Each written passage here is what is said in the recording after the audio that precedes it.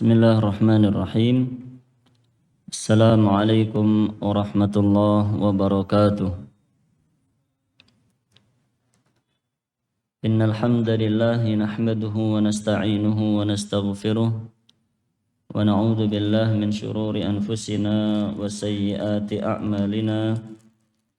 May yahdihillahu fala mudilla lahu wa may yudlilhu fala hadiyalah.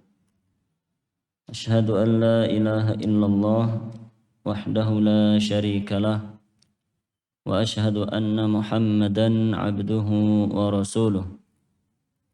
Qala Allah ta'ala ya ayyuhalladzina amanu taqullaha haqqa tuqatih wa la tamutunna illa wa antum muslimun. Allahumma salli wa sallim wa zid wa barik ala nabiyyina Muhammadin wa ala alihi wa ashabihi ajma'in. Kaum muslimin dan muslimah, para jamaah yang dirahmati oleh Allah, mari senantiasa bersyukur kepada Allah Subhanahu wa taala atas limpahan karunia dan nikmat yang terus menerus diberikan kepada kita. Pada kesempatan yang berbahagia ini, kita kembali diberi kekuatan oleh Allah untuk melangkahkan kaki kita menuju salah satu rumah Allah dengan maksud dan tujuan untuk mempelajari ayat-ayat Al-Quran dan hadis-hadis Rasulullah Sallallahu Alaihi Wasallam. Maka kita berdoa kepada Allah, semoga usaha kita untuk belajar ini membuahkan ilmu yang bermanfaat. Begitu pula semoga kita diberi taufik dan kemudahan untuk mengamalkan serta mengajarkan ilmu yang telah kita dapatkan. Begitu pula kita berharap agar kegiatan ini bernilai ibadah yang diterima oleh Allah Subhanahu wa taala. Allahumma amin. Para jamaah yang dirahmati Allah, pada pagi yang berbahagia ini kita akan mempelajari insyaallah taala tafsir surat Al-Hujurat. Surat Al-Hujurat ayat 11.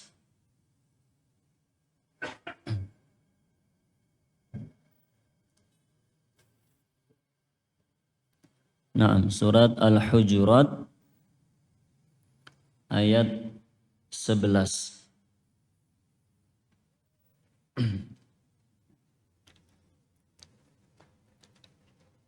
Kita baca bersama-sama terlebih dahulu.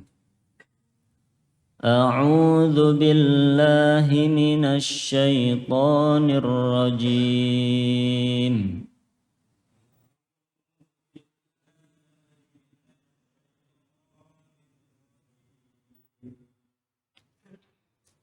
Ya ayyuhalladzina amanu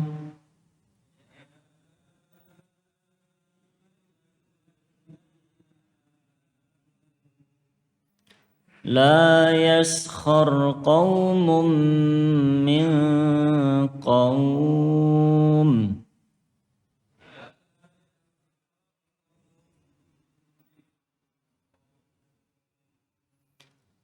asa an yakunu khairan minhum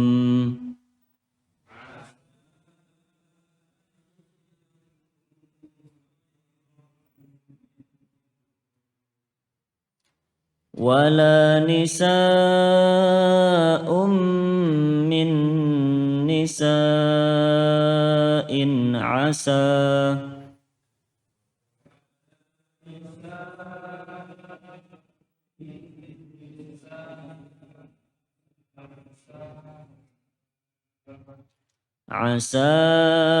an yakunna khairan minhun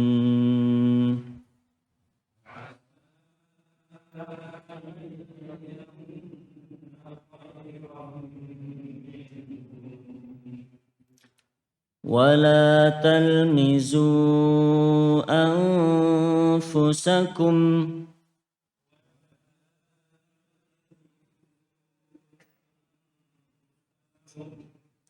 ولا تنابزوا بالألقاب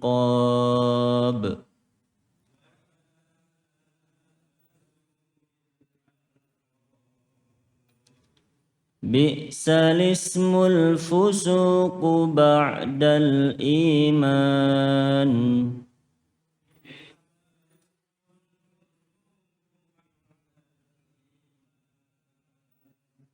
ومن لم يتب فأولئك هم الظالمون.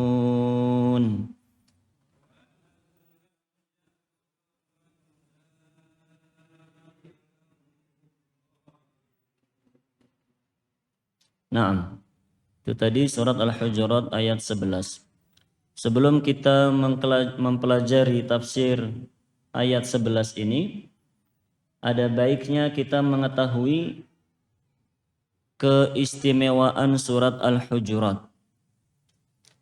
Jadi para jamaah yang dirahmati oleh Allah Subhanahu wa taala, surat Al-Hujurat ini salah satu surat yang menjelaskan tentang adab-adab Islami. Banyak adab, tata kerama, sopan santun, akhlakul karimah yang dijelaskan oleh Allah Subhanahu wa taala dalam surat Al-Hujurat ini. Namun kita hanya mempelajari sebagiannya saja.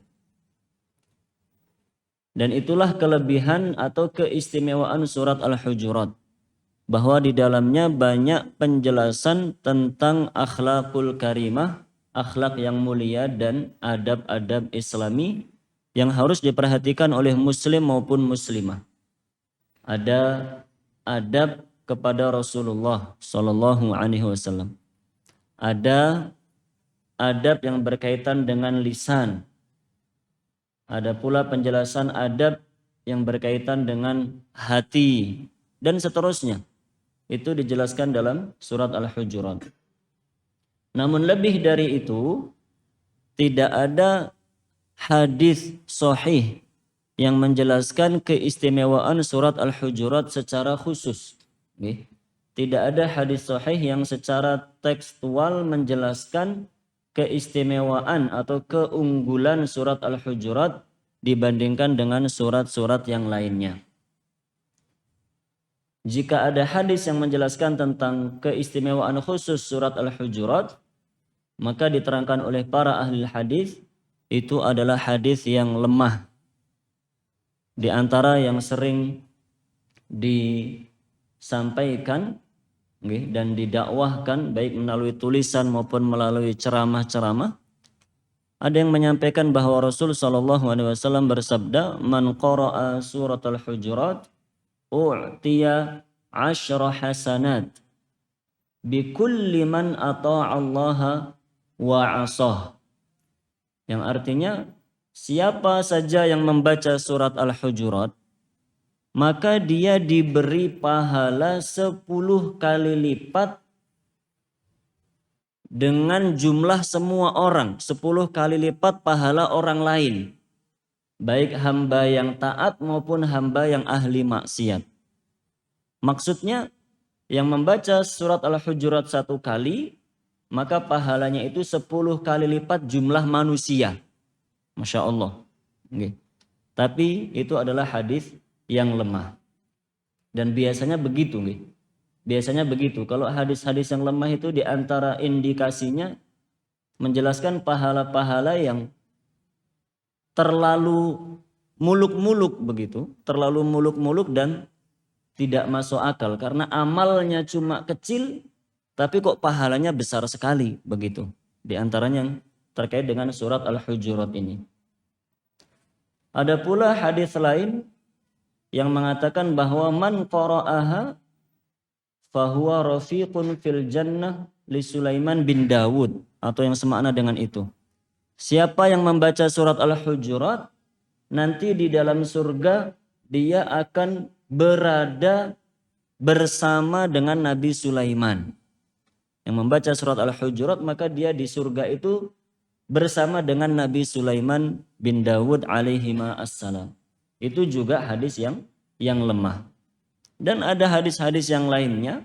Intinya para jamaah yang dirahmati oleh Allah, hadis-hadis yang menjelaskan keistimewaan surat Al-Hujurat secara khusus itu adalah hadis yang lemah. Maka surat Al-Hujurat ini keistimewaannya tanpa kita jelaskan dengan hadis-hadis yang lemah itu tadi, dia keistimewaannya sudah lebih besar daripada itu semuanya. Dia adalah firman Allah. Dia adalah surat Al-Quran. Yang kita baca, jika kita baca satu huruf, maka minimal mendapatkan berapa pahalanya? 10. Itu sudah cukup, sudah lebih dari cukup kita jadikan sebagai penjelasan tentang keistimewaan Al-Quran secara umum. Baik surat Al-Hujurat maupun surat-surat yang lainnya. Tanpa perlu kita tambahi dengan keterangan-keterangan hadis yang lemah itu tadi. Nah, maka siapa yang ingin membaca Al-Quran, baca. Surat apa saja semuanya dibaca. Jangan hanya surat-surat tertentu saja. Karena ada muslim-muslimah yang seperti itu. Kalau baca Quran hanya surat-surat tertentu saja. Tidak pernah pindah surat. Masya Allah. Padahal semua surat Al-Quran adalah petunjuk bagi kita semuanya. Nah, sekarang kita baca tafsir dan penjelasan ayat 11 dari surat Al-Hujurat. Allah Subhanahu wa taala berfirman di awal ayat, "Ya ayyuhalladzina amanu." Wahai orang-orang yang beriman. Allah membuka ayat ini dengan memanggil orang-orang yang beriman. Okay. Ini menunjukkan bahwa apa yang akan Allah jelaskan dalam ayat ini adalah konsekuensi dari iman kita kepada Allah dan Rasulullah Shallallahu Alaihi Wasallam. Siapa saja yang mengamalkan syariat yang terkandung dalam ayat ini menunjukkan dia betul-betul beriman kepada Allah dan Rasulnya. Sebaliknya siapa saja yang melanggar syariat yang akan Allah jelaskan dalam ayat 11 ini, berarti dia perlu dipertanyakan keimanannya. Katanya beriman tapi kok melanggar syariat Allah yang dijelaskan dalam ayat ini. Itu yang dikatakan oleh Syekh Utsaimin rahimahullahu taala. Beliau menjelaskan ayat ini dan beliau mengatakan wa taujihul khitab lil mu'min, ketika Allah memanggil orang-orang mukmin di awal ayat ini, yadullu ala anna ma yutla alaihi fahuwa min muqtadayatil iman. Itu menunjukkan bahwa hukum yang akan dijelaskan harus dilaksanakan oleh orang-orang yang beriman. Wa anna fuqdahu wa mukhalafatahu naqsun fil iman. Sebaliknya siapa yang tidak mengamalkan syariat yang Allah jelaskan dalam ayat ini, itu menunjukkan imannya berkurang kualitasnya di sisi Allah Subhanahu wa taala. Nah, apa yang Allah jelaskan dalam ayat ini? Kurang lebih ada tiga hal yang Allah jelaskan dalam ayat ini. Kita pelajari satu persatu insya Allah. Yang pertama Allah mengatakan, la yaskhar qaumun min qaumin. Janganlah satu kaum, satu golongan mengolok-olok golongan yang lain. Berarti yang pertama syariatnya adalah larangan apa para jamaah?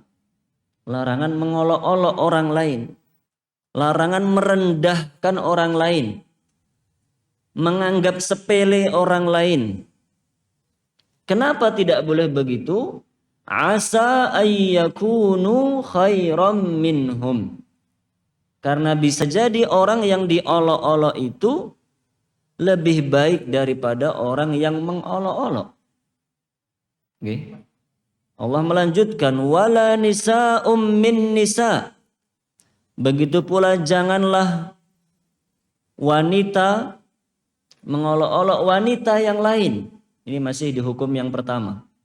Larangan mengolok-olok. asa ayyakunna khairan minhun. Karena bisa jadi wanita yang diolok-olok itu justru lebih baik daripada wanita yang mengolok-oloknya. Itulah syariat yang pertama para jamaah yang dirahmati oleh Allah Subhanahu wa taala.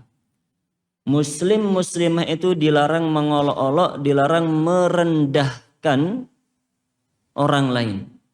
Menganggap orang lain itu lebih hina, sepele, lebih rendah derajatnya daripada dia. Nah, terkait dengan hukum yang pertama ini dijelaskan oleh Imam Qurtubi bahwa ada beberapa sebab nuzul yang diriwayatkan. Nah, sebab nuzul ini juga disebutkan oleh Al-Wahidi rahimahullahu taala dalam Asbabun Nuzul. Nah, jadi riwayat yang pertama mengatakan dari Abdullah bin Abbas radhiyallahu anhuma, kata Abdullah bin Abbas, ayat ini diturunkan oleh Allah dengan sebab perbuatannya Thabit bin Qais bin Syammas. Ini seorang sahabat namanya Thabit bin Qais bin Syammas. Riwayatnya cukup panjang tapi intinya begini. Jadi Thabit bin Qais bin Syammas ini para jamaah adalah salah seorang sahabat yang kurang baik pendengarannya.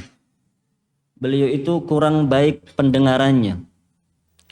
Sehingga Thabit bin Qais ini kalau bermajelis di hadapan Rasulullah Shallallahu Alaihi Wasallam, beliau harus duduk paling depan supaya bisa mendengar penjelasan Rasulullah Shallallahu Alaihi Wasallam. Kalau di belakang beliau tidak bisa mendengar dengan baik. Dan para sahabat sudah mengetahui hal itu. Jadi para sahabat sudah maklum kalau ada Thabit bin Qais radhiyallahu anhu, maka para sahabat membukakan jalan biar Thabit bisa duduk di depan. Hanya saja suatu ketika setelah sholat subuh, Rasulullah Shallallahu Alaihi Wasallam bermajelis seperti biasanya. Dan qadarullah pagi itu Thabit bin Qais ini sholatnya masbuk radhiyallahu anhu, ketinggalan 1 rakaat. Akhirnya beliau kan sholatnya di belakang berarti toh. Dan setelah selesai sholat, selesai zikir, para sahabat merapatkan majelis, duduknya rapat begitu. Tapi karena melihat Thabit bin Qais ada di belakang, para sahabat akhirnya membukakan jalan biar Thabit bisa maju ke depan. Tinggal sisa 1 orang. Tinggal 1 orang sahabat ini yang paling depan, paling dekat dengan Rasulullah Shallallahu Alaihi Wasallam. Sahabat ini nggak mau disuruh pindah. Tentunya karena begitu semangat, ingin dekat dengan Rasul Shallallahu Alaihi Wasallam, disuruh geser tidak mau. Dia mengatakan, wajadta majlisan fajlis. Kamu kan sudah bisa duduk di belakang saya, duduk saja di situ. Duduk saja di situ, duduk di belakang saya. Saya nggak mau geser. Maka Thabit bin Qais radhiyallahu anhu dengan rasa agak kesal begitu duduk di belakangnya sahabat tersebut sambil bertanya kepada kanan kirinya, siapa ini yang nggak mau geser? Padahal sahabat yang lain semuanya membukakan jalan untuk Thabit bin Qais. Ini siapa? Disebutlah oleh sahabat yang lain, beliau adalah Fulan. Oh, Thabit bin Qais tahu. Oh, ini Fulan, anaknya ibu Fulanah. Maksudnya Thabit bin Qais itu menyebut nama ibunya, yang mana ibunya sahabat ini dulu meninggal dalam keadaan musyrik. Ibunya meninggal dalam keadaan musyrik, tepatnya lagi beragama Yahudi. Sengaja Thabit bin Qais menyebutkan bahwa oh ini tuh anaknya ibu Fulan. Maksudnya untuk menghina sahabat yang ada di depannya itu. Merendahkan sahabat yang ada di depannya. Oh anaknya ibu yang kafir toh, begitu bahasa gampangnya. Pantesan nggak mau ngalah sama saya, begitu. Karena disebut demikian, maka sahabat itu pun merasa malu. Malu di depan para sahabat disebut nama ibunya yang meninggal dalam keadaan kafir. Maka dengan sebab itulah Allah Subhanahu wa taala menurunkan ayat 11 surat Al-Hujurat ini. La yaskhar qaumun min qaum. Janganlah sebagian kaum merendahkan kaum yang lain. Karena bisa jadi yang direndahkan, yang diolok-olok itu justru lebih baik di sisi Allah Subhanahu wa ta'ala. Nah, itu satu riwayat. Nah, ada riwayat lain mengatakan bahwa ayat ini diturunkan oleh Allah dengan sebab adanya orang-orang dari Bani Tamim. Jadi ada delegasi, ada utusan dari Bani Tamim yang menemui Rasulullah Shallallahu Alaihi Wasallam. Lah ketika mereka sampai di Madinah, mereka melihat ada banyak sahabat yang fakir miskin. Banyak sahabat yang fakir miskin seperti Bilal bin Rabah, Salman Al-Farisi, Suhaib Ar-Rumi, siapa lagi? Yasir, Yasir, dan yang lain-lain. Okay. Salim Maula Abi Hudzaifah. Banyak sahabat-sahabat yang fakir. Lah para delegasi Bani Tamim ini ketika melihat sahabat-sahabat yang fakir dan miskin itu, mereka meremehkan, menyepelekan. Oh, sahabat Nabi tapi miskin. Diremehkan, direndahkan. Maka Allah Subhanahu wa ta'ala menurunkan ayat ini sebagai teguran untuk orang-orang Bani Tamim tadi. Naam. Riwayat yang terakhir terkait dengan sebab nuzulnya, sebagian ahli tafsir mengatakan ayat ini diturunkan oleh Allah karena sebagian orang itu mengejek Ikrimah. Sebagian orang mengejek Ikrimah radhiyallahu anhu. Ikrimah itu anaknya siapa? Ikrimah anaknya siapa? Abu Jahal. Ikrimah itu anaknya Abu Jahal. Tapi Ikrimah kan masuk ke dalam agama Islam. Abu Jahal mati dalam keadaan kufur. Lah sebagian orang itu menganggap Ikrimah ini sahabat yang levelnya rendah. Levelnya rendah karena Ikrimah itu memang masuk ke dalam agama Islam sudah di akhir-akhir.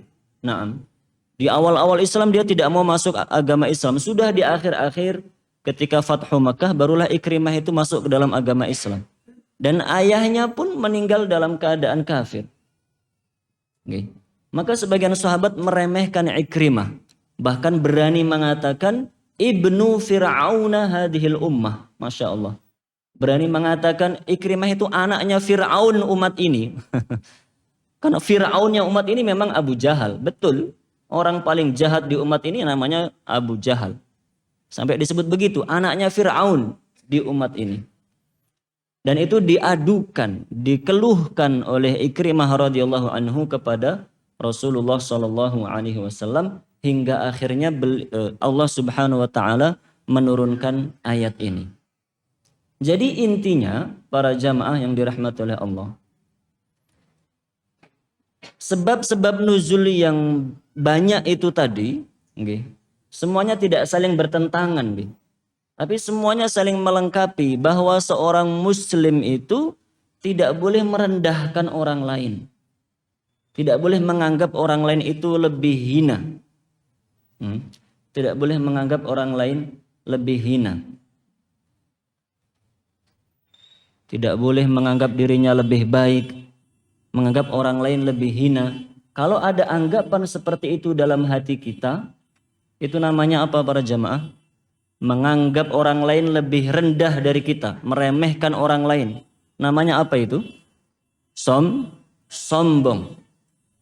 Kenapa tidak boleh menganggap remeh orang lain? Karena itu termasuk sombong.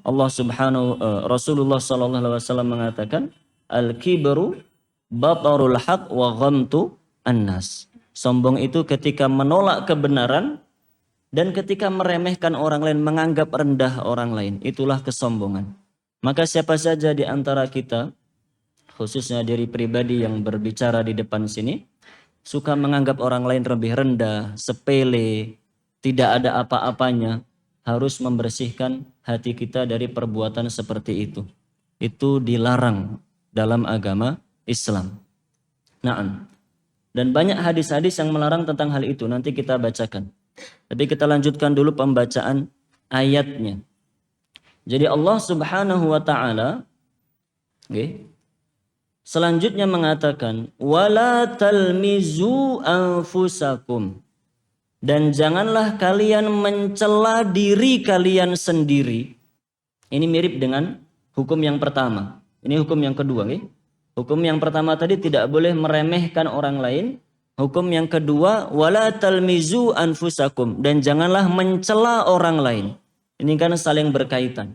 Maka kita baca sekaligus. Jadi orang berani mencela orang lain itu biasanya karena menganggap yang dicela itu lebih rendah, lebih buruk dari dia, makanya dia berani mencela orang tersebut. Lah yang seperti ini tidak diperbolehkan. Rasulullah Shallallahu Alaihi Wasallam banyak melarang tentang hal itu. Dalam sebuah hadis beliau bersabda, bihasbimri'in minasyarr an yahqira akhahul muslim. Cukuplah bagi seorang mukmin menjadi dosa. Cukuplah menjadi dosa seorang mukmin ketika dia mencela saudara muslim yang lainnya. Hadis sahih riwayat Imam Muslim. Cukuplah seorang muslim itu berdosa ketika dia mencela dan meremehkan saudara semuslimnya. Kata Syekh Utsaimin rahimahullahu ta'ala, hadis ini maksudnya seandainya seorang muslim itu tidak punya dosa yang lain, maka dosa satu ini sudah cukup berat baginya. Begitu maksud hadis ini. Seandainya seorang muslim itu tidak punya dosa lain, tidak pernah ghibah, tidak pernah mencuri, tidak pernah melihat aurat yang tidak halal, tidak pernah mendengarkan hal-hal yang haram, dan seterusnya. Seorang muslim itu seandainya tidak punya dosa apa-apa kecuali hanya dosa satu ini saja, yaitu mencela sesama muslim, maka itu sudah cukup menjadi dosa yang besar baginya. Waliyadzubillah min dzalik. Maka hati-hati para jamaah yang dirahmati oleh Allah Subhanahu wa taala. Jangan sampai lisan kita itu mudah mencela orang lain. Syekh Utsaimin menjelaskan lagi, okay. Mencela itu bisa misalnya mencela keadaannya, mencela kondisinya. Seperti yang disebutkan dalam riwayat tadi. Ada orang-orang yang mencela sahabat-sahabat yang miskin. Ini tidak boleh. Itu termasuk mencela yang dilarang. Dan itu banyak sekarang orang muslim yang meremehkan saudaranya karena dilihat dia lebih fakir. Akhirnya berani mencela dengan kata-kata yang kasar. Tidak perlu saya contohkan gitu. Saya kadang-kadang itu nggak sampai gitu mau mengucapkan kata-kata seperti itu. Pokoknya mengucapkan kata-kata yang tidak pantas kepada saudaranya karena dia lebih miskin. Itu tidak boleh. Kata Syekh Utsaimin lagi termasuk juga mencela fisiknya. Mencela fisik. Misalnya kita lihat ada organnya yang tidak sempurna. Kita cela. Itu juga dilarang. Dan itu termasuk dosa besar, waliyadzubillah min dzalik. Bahkan juga termasuk dalam hal ini kata Syekh Utsaimin, wa yakunu kadzalik sukhriyatan bi kalamihi wa taqlid kalamihi istihza'an wa sukhriyatan. Yaitu ketika ada orang meniru-nirukan suara orang lain tapi niatnya untuk mengejek, untuk mencela. Ada orang seperti itu kan. Bisa meniru suara orang. Meniru suara orang maksudnya untuk mengejek, merendahkan. Ini juga termasuk mencela. Tidak boleh seperti itu. Kata Syekh Utsaimin pula, wa kadzalika bil misyah. Begitu pula ketika ada orang meniru gaya jalannya orang lain. Meniru gaya jalannya, meniru gerakan tubuhnya, maksudnya untuk mencela dan merendahkan orang lain. Dan yang semisal dengan itu para jamaah, tidak boleh mencela orang lain, muslim maupun muslimah, kaya maupun miskin, besar maupun kecil, itu tidak boleh dalam agama Islam. Itu larangan yang sangat serius. Nah, dan dalam ayat tadi Allah mengatakan wala talmizu anfusakum. Janganlah kalian mengejek, mencela diri kalian sendiri. Allah mengatakan jangan kalian mencela diri kalian sendiri. Padahal maksudnya Allah jangan kalian mencela orang lain. Ini termasuk sastra dalam Al-Quran. Ketika Allah melarang kita untuk mencela orang lain, Allah tidak mengatakan jangan mencela orang lain. Tapi Allah mengatakan jangan mencela diri kalian sendiri. Apa maksudnya? Maksudnya adalah Allah itu pengen mengingatkan. Ketika kita mencela orang lain yang sama-sama muslim, itu pada hakikatnya kita sedang mencela diri kita sendiri. Karena muslim satu dengan muslim yang lainnya adalah bersaudara. Bukankah kita pernah mendengar hadis yang mengatakan bahwa muslim dengan muslim yang lain kal jasad, seperti satu tubuh. Kalau kita mencela orang lain itu mencela diri kita karena dia juga sama seperti kita, yaitu sama-sama muslim. Dalam riwayat yang lain disebutkan seperti satu bangunan, tidak bisa dipisahkan satu dengan yang lainnya. Maka itu yang harus kita fahami. Ketika kita mencela orang itu, kita sedang menjelek-jelekkan diri kita sendiri sebenarnya. Kalau kita memahami yang seperti itu, maka harusnya kita menjauhkan diri dari perbuatan seperti ini. Dan biasanya orang mencela itu kan karena melihat luarnya. Seperti tadi, mencela fisiknya, mencela keadaannya yang miskin dan seterusnya.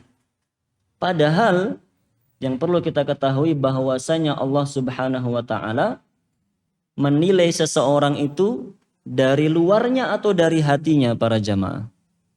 Dari hatinya. Maka kalau ada kita lihat orang yang mungkin luarnya itu sangat Masya Allah begitu ya, sangat kasihan, sangat rendah, sangat tidak punya apa-apa, sangat jelek lah intinya, bahasa kasarnya begitu.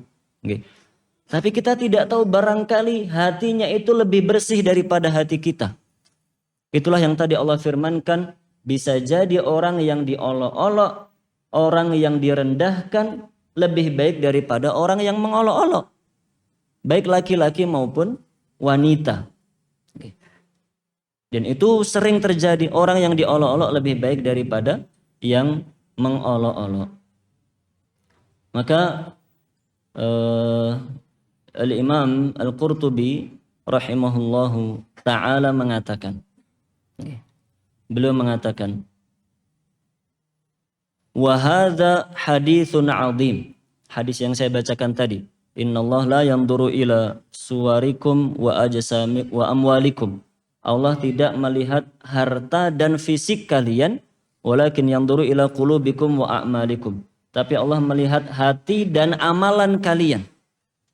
Kata Imam Qurtubi, ini perkataan yang sangat bagus sekali, harus kita camkan. Kata beliau, hadza haditsun 'azim. Ini adalah hadis yang sangat agung. Yatarattabu alaih, yang menjelaskan alla yuqta' bi'aibi ahadin, agar kita tidak mencela orang lain,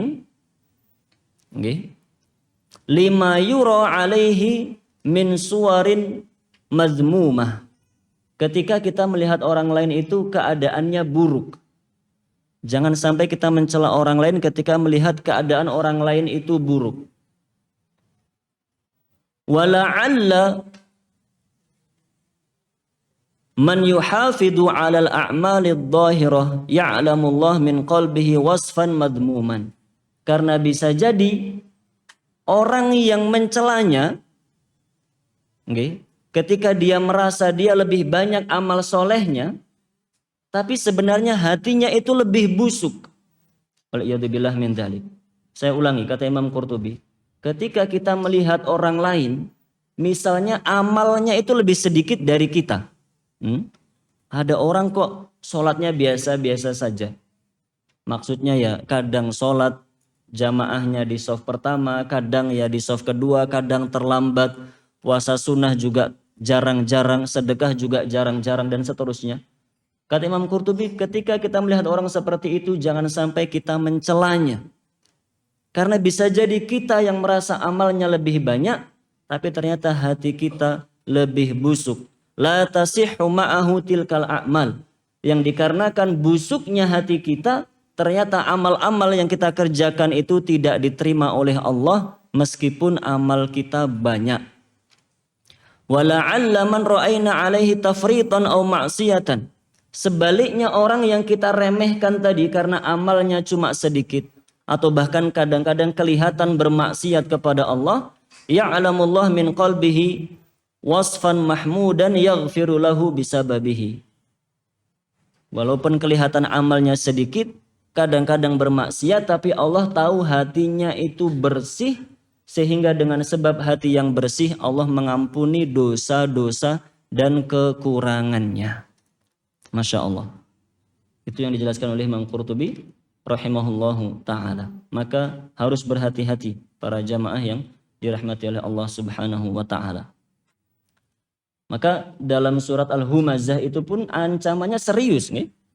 Allah mengatakan wailul likulli humazatin lumazah. Wailun, celaka. Sebagian ahli tafsir mengatakan wail itu nama salah satu tempat di dalam api neraka. Salah satu lembah, salah satu tempat di dalam api neraka namanya wail. Berarti bahasa gampangnya neraka bagi orang-orang yang humazah dan lumazah. Dijelaskan oleh para ulama, humazah dan lumazah itu bedanya. Humazah adalah mencela dan merendahkan orang lain dengan isyarat. Sedangkan lumazah adalah merendahkan dan mencela orang lain dengan kata-kata. Dua-duanya tidak boleh. Mencela orang lain dengan kata-kata. Sudah tahu kita contohnya, banyak sekali. Seperti kita contohkan tadi. Dan jangan lupa kadang-kadang juga ada orang merendahkan orang lain dengan gerakan tubuhnya. Ada orang mencela dengan mohon maaf menjulurkan lidahnya, misalnya begitu. Itu kan mencela orang lain. Mencibir dengan bibirnya misalnya. Atau biasanya dengan mohon maaf dengan mengacungkan jari tengah begitu kan. Mengacungkan jari tengah atau jempol yang dibalik misalnya begitu. Kalau itu dilakukan dengan niatan mencela orang lain maka itu tidak boleh. Masuk dalam ayat tadi, celaka bagi humazah dan lumazah. Orang yang mencela dengan isyarat maupun dengan lisannya. Adapun yang disebutkan dalam ayat ini wala talmizu. Berarti jangan mencela dengan lisan. Namun bukan hanya itu yang dilarang karena dalam surat Al-Humazah disebutkan mencela dengan isyarat juga dilarang. Itulah hukum yang pertama dan kedua para jamaah yang dirahmati oleh Allah Subhanahu wa taala. Kita dilarang mencela orang lain sesama muslim khususnya, karena ketika kita mencela orang lain kita sedang mencela diri kita sendiri. Nah, ada seorang penyair mengatakan, al-mar'u in kana 'aqilan wari'an ashghalahu 'an 'uyubihi wara'uh.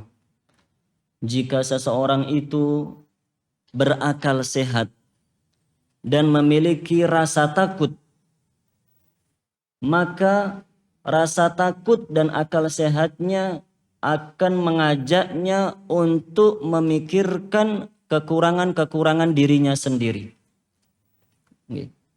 Kamas saqimul maridu yushghiluhu an waj'in nasi kullihim waja'uh. Seperti orang yang sakit fisik. Orang yang fisiknya sakit itu para jamaah, dia tidak akan pernah memikirkan penyakit yang menimpa orang lain. Dia sibuk memikirkan penyakit yang menimpa dirinya sendiri. Maksudnya begini loh para jamaah. Kita kan kadang-kadang sakit. Apa yang kita rasakan kalau kita sedang sakit? Kita merasa menjadi orang paling sengsara di dunia. Begitu kan? Padahal kita paling cuma masuk angin, Masya Allah. Kita cuma masuk angin, badan panas, kepala pusing, megang air dingin, makan tidak enak, apa-apa tidak enak. Apa yang kita rasakan ketika sakit? Merasa sakit yang menimpa kita inilah yang paling berat. Kan selalu ngomong begitu, Masya Allah saya pusingnya, kayaknya antum gak pernah ngerasain kayak saya deh, kayaknya begitu. Merasa menjadi orang paling sengsara di dunia kalau sudah sakit. Padahal paling sakitnya cuma ringan. Orang tuh kalau sakit sudah nggak mikirkan begitu ya. Entah tetangganya sakit apa, entah temannya sakit apa, wes nggak ngurusi. Okay? Karena saya sendiri sedang sakit. Kita hanya berpikir bagaimana kita cepat sembuh dari sakit yang menimpa kita. Kan begitu para jamaah. Walaupun kita diperintahkan untuk bersyukur. Gitu. Kalau sedang sakit tetap bersyukur. Dengan cara mengingat orang lain yang sakitnya lebih berat begitu. Tapi apakah itu mudah? Itu sangat sulit. Yang terjadi kalau kita sudah sakit rasanya paling sengsara. Nggak ada orang sakit kayak saya misalnya begitu. Lah kata penyair, harusnya kita itu demikian. Kita itu aibnya banyak, kekurangannya banyak. Harusnya kita itu mikirin aib kita sendiri. Saya itu sering maksiat, saya itu sering ini, sering ini. Kalau kita begitu harusnya kita tidak sempat mikirkan aibnya orang lain. Seperti kalau kita sedang sakit nggak pernah mikirkan penyakitnya orang lain. Kan begitu. Kata penyair, Masya Allah. Bagus ini syairnya harus direnungkan. Penyair yang lain mengatakan, La takshifanna masawiyan nas masataru. Jangan sekali-kali membuka rahasia orang lain yang sudah ditutup-tutupi oleh mereka. Fayuhtikallahu sitran an masawika. Akhirnya nanti Allah akan membongkar keburukan-keburukanmu. Karena al-jaza' min jinsil amal. Balasan itu sesuai dengan amal perbuatan. Kalau kita suka mencari kesalahan orang, menyebarkan kesalahan orang lain, maka dikhawatirkan Allah pun akan membongkar kesalahan-kesalahan kita.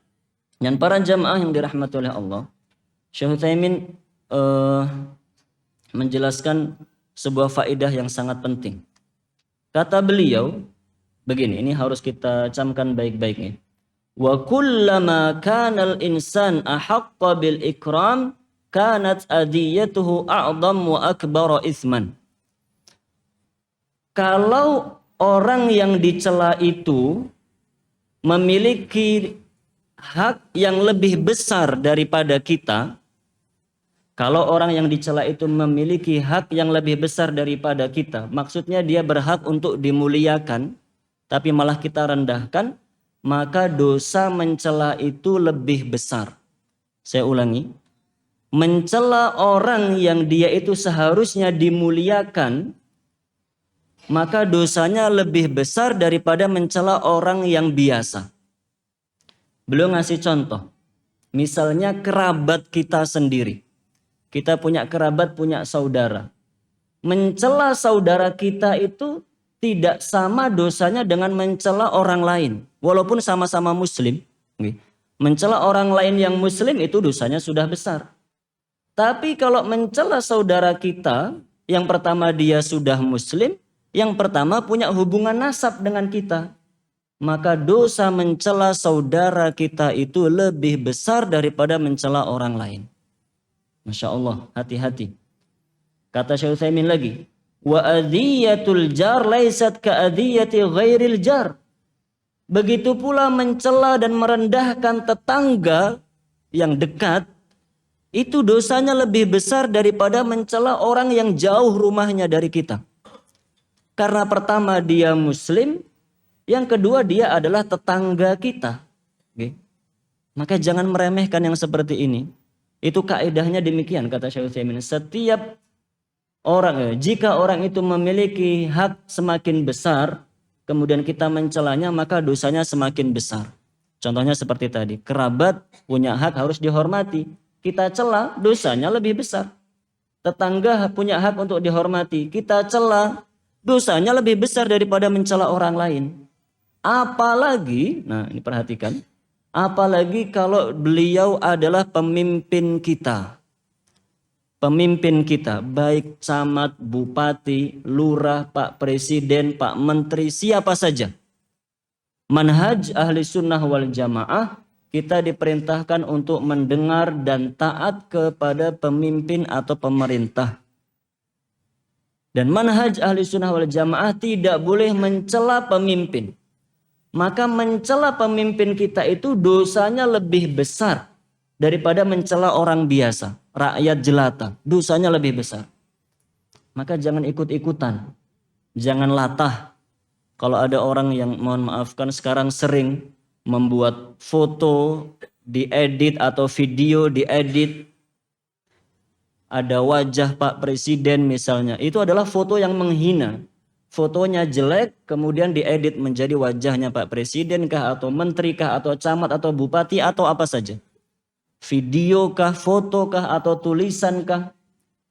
Mencela seperti itu dosanya lebih besar daripada sekedar mencela rakyat jelata seperti kita ini. Hati-hati para jamaah. Dan yang seperti ini zaman sekarang, kadang-kadang kita tidak sadar kalau kita sudah terbawa, bahkan ikut meramaikan yang seperti itu. Ada orang membuat foto atau meme yang jelek seperti tadi, tiba-tiba kita terima di handphone kita ketawa ketiwi karena kita anggap itu lucu, akhirnya kita ikut men-share kepada teman-teman, maksudnya bercanda. Lihat ini ada foto lucu, gambarnya Pak Presiden dibuat seperti ini. Kita ikut men-share maksudnya untuk bercanda, untuk ketawa ketiwi, seru-seruan. Tapi itu dilarang dalam agama Islam, tidak boleh. Demikian dijelaskan oleh Syekh Utsaimin rahimahullahu ta'ala. Jangan sampai kita melakukan dosa yang seperti itu. Nah, kemudian para jamaah yang dirahmati oleh Allah Subhanahu wa taala, ada keadaan di mana kita boleh mencela. Ada keadaan di mana kita boleh mencela orang lain. Di antaranya adalah ketika kita sekedar membalas celaan orang tersebut. Jadi kalau ada orang mencela kita dengan celaan yang buruk dan kita tidak terima, kemudian kita balas celaan itu dengan celaan yang sama, maka kita tidak berdosa. Dengan batasan tadi, posisi kita adalah orang yang dicela dan kita membalasnya dengan celaan yang sama, tidak lebih buruk, misalnya begitu. Maka ketika itu kita tidak berdosa. Hal itu berdasarkan sabda Rasulullah sallallahu alaihi wasallam, al-mutasabbani ma qala fa'alal badi minhuma. Artinya jika ada dua orang saling mencela, maka dosa keduanya itu ditanggung oleh orang yang memulainya. Hatta ya'tadi al-madlum. Kecuali jika orang yang didolimi, orang yang dicela, membalas dengan celaan yang lebih berat dari celaan yang pertama. Hadisnya mengatakan dosanya ditanggung oleh orang yang mencela, yang memulai pertama kali. Jika keduanya mencela, kamu begini misalnya, kita balas, kamu juga begini, misalnya begitu, celaannya sama, maka kita tidak berdosa. Tapi kalau ditambahi, Masya Allah, dan kita seringnya begitu, dibilang satu tok, kamu begini misalnya, kita tambahi kamu begini, Masya Allah. Kalau sudah balasannya itu lebih berat, maka dosanya pun akan menjadi lebih berat. Nah, itu hukum pertama dan kedua. Tinggal sedikit lagi waktunya. Hukum yang ketiga sekarang. Hukum yang ketiga yaitu firman Allah Subhanahu wa ta'ala,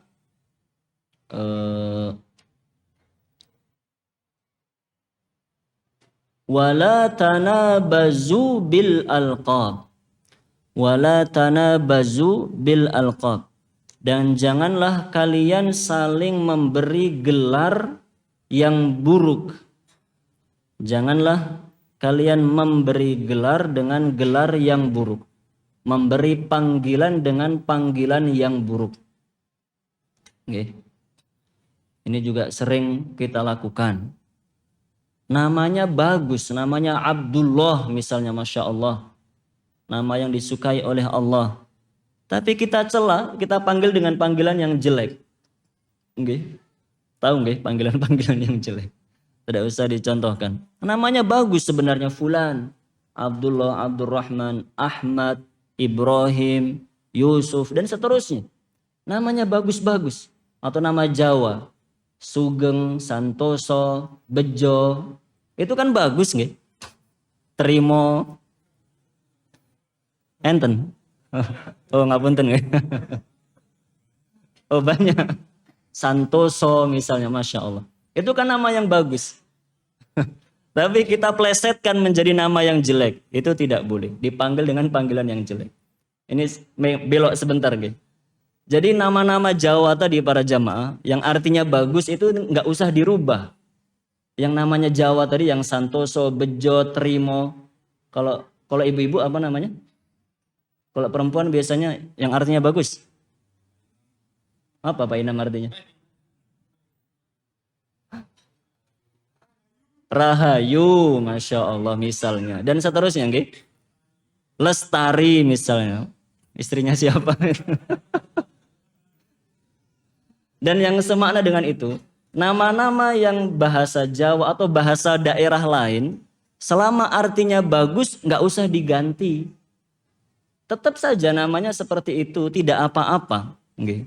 Nggak usah, nama saya kok Jawa ya, harus ganti jadi Abdullah misalnya begitu. Nggak harus, siapa yang memerintahkan atau mewajibkan harus bahasa Arab. Tidak harus. Yang penting artinya bagus.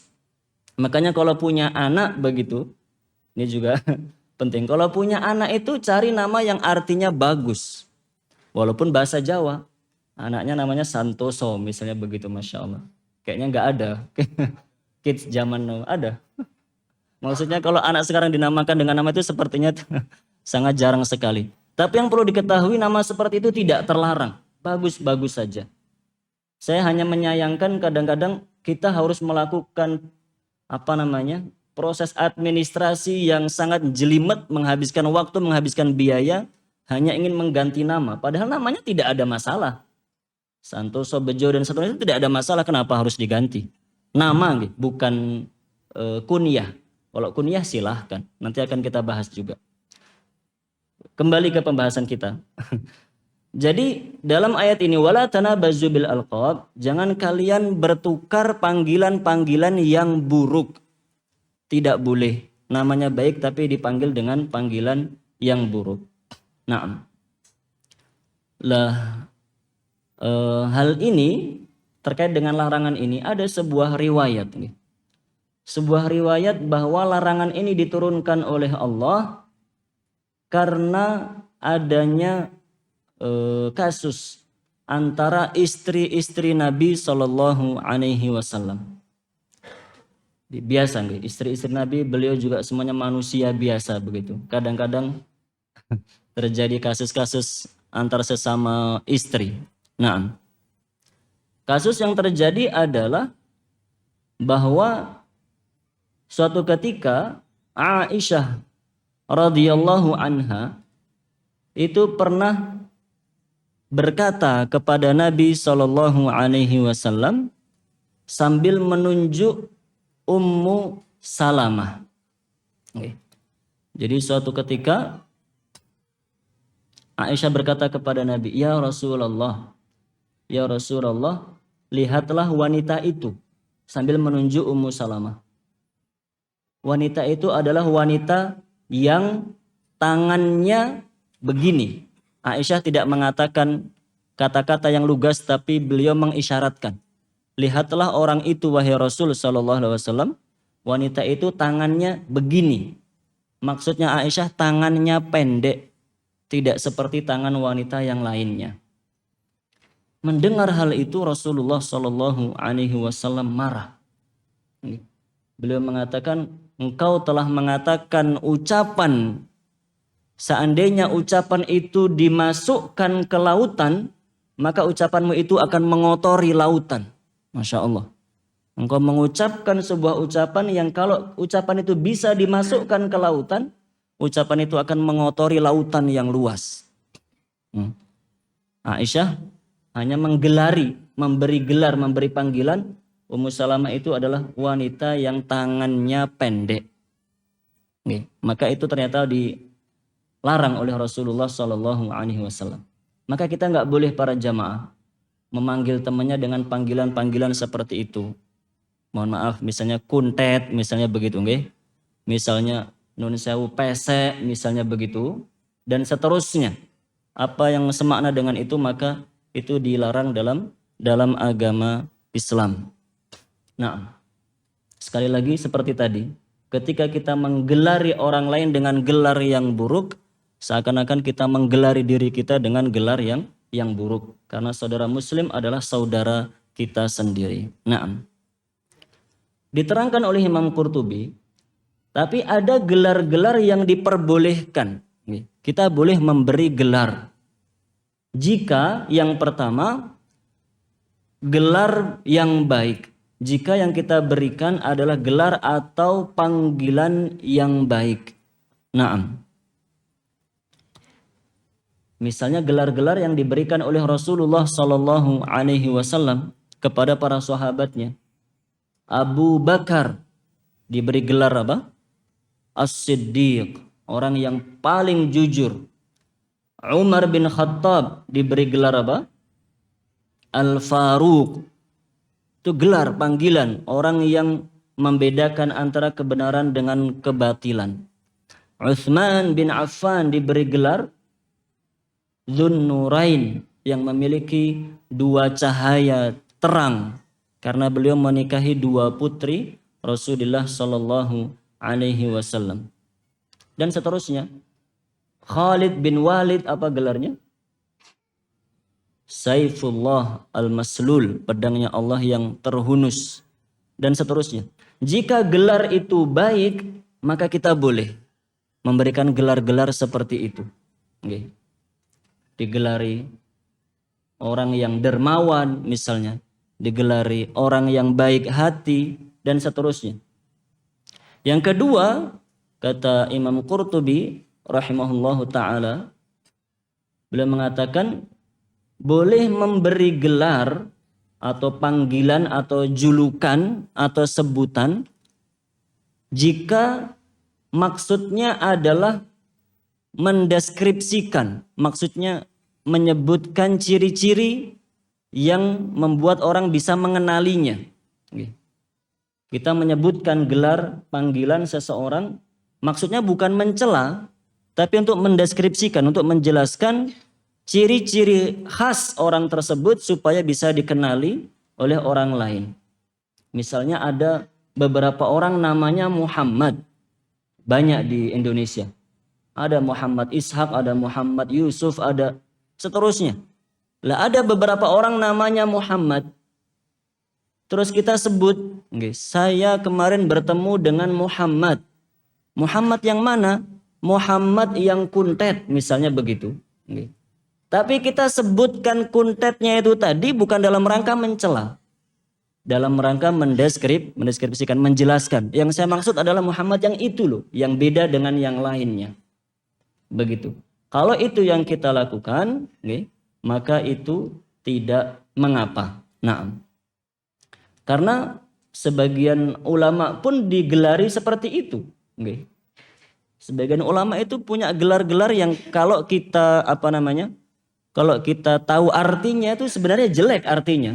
Hanya saja gelar itu digunakan, julukan itu digunakan untuk mendeskripsikan, menjelaskan. Misalnya Sulaiman Al-A'mash. Karena banyak orang yang namanya Sulaiman, maka ulama ini digelari dengan Sulaiman Al-A'mash. A'mash itu artinya orang yang matanya belean terus. Matanya selalu ada kotorannya, bahkan keluar cairannya. Itu namanya A'mash. Tapi beliau ulama, Masya Allah. Maka disebutlah dengan Sulaiman Al-A'mash. Ada lagi yang lain, Humaid Al-A'raj.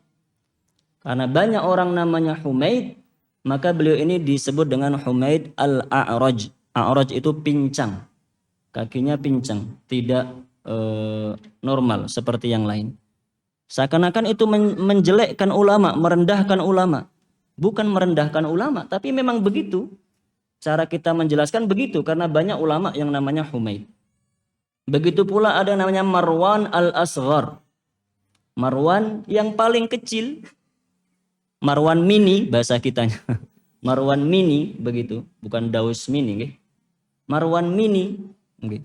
Tapi itu bukan dalam rangka mencela melainkan untuk menjelaskan. Yang saya maksud adalah Marwan yang itu. Nah, bahkan itu juga pernah terjadi kepada Umar bin Khattab radhiyallahu anhu. Masya Allah. Ada sahabat kecil namanya Abdullah bin Sarjis.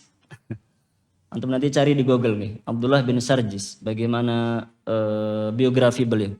Intinya Abdullah bin Sarjis ini sahabat yang masih kecil karena lahirnya sudah di akhir-akhir hayatnya Rasulullah Shallallahu Alaihi Wasallam. Suatu ketika Abdullah bin Sarjis ini mengatakan, Ra'aitul asla' yuqabbilul hajar. Saya pernah melihat orang botak mencium hajar aswad. Saya pernah melihat laki-laki botak mencium hajar aswad. Siapa yang maksudnya orang botak itu? Umar bin Khattab. Masya Allah. Umar bin Khattab itu sahabat yang paling mulia, nomor 2 setelah Abu Bakar As-Siddiq, yang pasti ahli surga. Setan saja takut sama Umar bin Khattab. Masya Allah. Ini ada bocil, Masya Allah. Ada sahabat masih kecil mengatakan, saya ngelihat orang botak ngelihat hajar aswad. Itu bukan dalam rangka mencela, tapi dalam rangka mendeskripsikan. Maksudnya adalah Umar yang kepalanya botak, yaitu Umar bin Khattab radhiyallahu anhu. Makanya bapak-bapak yang botak nggak usah gengsi. Berarti mirip seperti Umar bin Khattab, Masya Allah. Alhamdulillah. Tapi jangan dijadikan bahan guyonan ya. Umar juga botak begitu, jangan. Itu nggak boleh kita menjadikan sahabat sebagai bahan guyonan. Hanya sebagai wawasan saja. Oh, Umar ternyata botak begitu. Sudah, nggak perlu dijadikan guyonan. Dan setelah itu Allah berfirman menutup ayat ini, para jamaah yang dirahmati Allah, bi'salismul fusuqu ba'dal iman. Seburuk-buruk nama adalah kefasikan setelah beriman. Maksudnya, siapa yang melakukan 3 hal tadi, siapa yang melanggar 3 larangan tadi, pertama, merendahkan orang lain, kedua, mencela orang lain, ketiga, memberi gelar julukan yang buruk kepada orang lain, maka dia telah melakukan kefasikan. Itu maksud ayat ini. Dia telah melakukan kefasikan. Fasik maksudnya maksiat. Dia telah melakukan perbuatan maksiat dan dosa besar setelah dia beriman. Tidak cukup sampai di situ Allah menegaskan, wa man lam yatub fa ulaika humudz dzalimun. Dan siapa yang tidak bertaubat dari perbuatan-perbuatan itu, merekalah orang-orang yang dolim. Jadi ini larangannya serius para jamaah. Allah mengatakan yang melakukan itu menjadi orang fasik. Orang fasik itu berarti ahli maksiat. Banyak dosanya. Berarti melakukan perbuatan seperti itu bukan sepele. Dosanya sangat besar di sisi Allah Subhanahu wa taala. Mencela seorang muslim yang harusnya kita muliakan malah direndahkan. Bahkan Allah mengancam yang tidak bertaubat berarti dia orang yang dolim. Bahaya.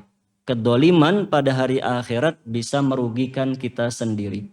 Sudah sering dengar hadis yang menjelaskan nanti pada hari kiamat orang ada yang datang membawa pahala yang sangat banyak. Gunung-gunung pahala.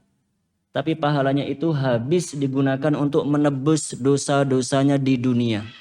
Karena dia pernah mencela orang ini, maka pahalanya diambil untuk menebusnya. Dia pernah menyakiti orang ini, dia pernah mengambil harta orang ini, dan seterusnya. Maka jangan sampai kita melakukan perbuatan seperti ini, dikhawatirkan kita akan merugi di dunia dan di akhirat. Wallahu a'lam bishawab. Semoga menjadi ilmu yang bermanfaat untuk diri saya pribadi dan jamaah sekalian. Atas sangat banyak kekurangan, mohon maaf yang sebesar-besarnya. Silakan jika ada yang mau ditanyakan.